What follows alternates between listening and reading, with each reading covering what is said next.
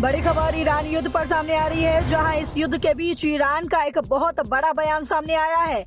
Iran की तरफ से कहा गया है कि हमारी परमाणु साइट पर हमला हुआ है। अमेरिका और इजराइल ने यह हमला किया है। तो इजराइल ईरान युद्ध के बीच ये बड़ी खबर सामने आ रही है न्यूक्लियर साइट्स को लेकर कि न्यूक्लियर साइट्स पर हमले हुए हैं। युद्ध के बीच ईरान ने एक बहुत बड़ा दावा किया है। ईरान ने कहा है कि उसके परमाणु साइट्स पर अमेरिका और इजराइल ने मिलकर हमला किया है। इससे पहले IAEA में ईरान के राजदूत रेजा नजाफी ने कहा कि अमेरिका इजराइल ने ईरानी न्यूक्लियर फैसिलिटी पर हमला किया।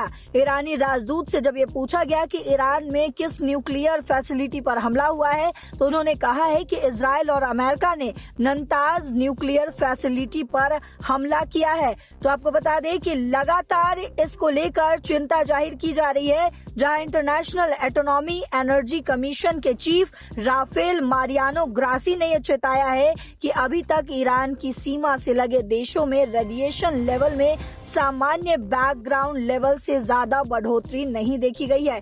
लेकिन आपको बता दें कि ग्रासी ने यह भी कहा है कि आज की स्थिति बहुत ही चिंताजनक है। हम गंभीर नतीजों के साथ संभावित रेडियोलॉजिकल रिलीज से इनकार नहीं कर सकते, जिसमें बड़े शहरों जितने बड़े या उससे भी बड़े इलाकों को खाली कराना शामिल है। उन्होंने कहा है कि ईरानी न्यूक्लियर रेगुलेटरी अथॉरिटीज से संपर्क करने की लगातार कोशिशें जारी है, लेकिन अभी तक कोई जवाब नहीं मिला है और हमें उम्मीद है कि बातचीत का ये जरूरी चैनल जल्द से जल्द फिर से शुरू हो जाएगा। हम सभी मिलिट्री ऑपरेशंस में बहुत ज्यादा संयम बरतने की अपील कर रहे हैं। मैं सभी पार्टियों से अपनी अपील दोहराता हूं कि वे और तनाव से बचने के लिए ज्यादा से ज्यादा संयम बरतें। तो बता दें आपको कि इजराइल ईरान युद्ध के बीच अब न्यूक्लियर साइट्स पर हमले के भी दावे सामने आने लगे हैं, जहां रेडिएशन का खतरा भी अब मंडराने लगा है और ईरान लगातार इसको लेकर चिंतित है। बोर्ड का कोई भी सदस्य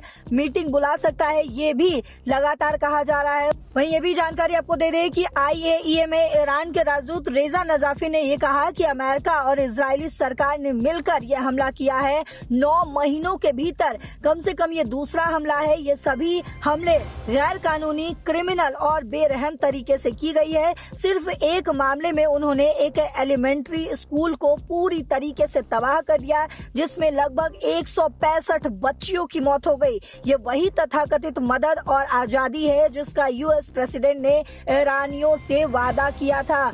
उन्होंने अमेरिका के राष्ट्रपति डोनाल्ड ट्रंप पर तंज भी कसा है। उन्होंने कहा है कि ईरान की शांतिपूर्ण सुरक्षित न्यूक्लियर फैसिलिटी पर हमला हुआ है और ये उनका कहना है कि ईरान न्यूक्लियर हथियार बनाना चाहता है। ये बस एक झूठ है, ये डोनाल्ड ट्रंप का झूठ है। आगे वो कहते हैं कि सुप्रीम लीडर को शहीद कर दिया गया, जो अकेले मुस्लिम स्कॉलर थे जिन्होंने न्यूक्लियर हथियारों पर पूरी तरीके से रोक लगा दी थी। झूठ, धोखा और गलत जानकारी हमेशा से US की फॉरेन पॉलिसी का एक हिस्सा रहा है।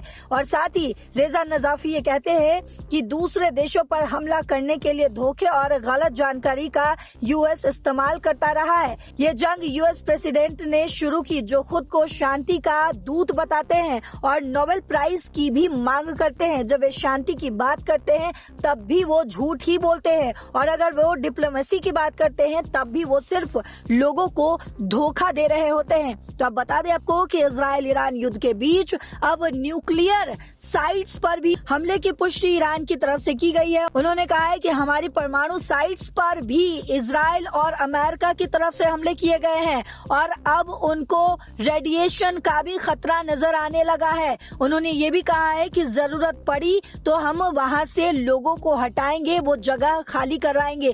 लेकिन इस पर तमाम अपडेट्स लगातार सामने आ रहे हैं। जो कुछ भी अपडेट आएगा आप तक पहुंचाएंगे एक बार फिर से। तब तक देखते रहिए देश और दुनिया की बाकी खबरों के लिए दैनिक जागरण। नमस्कार।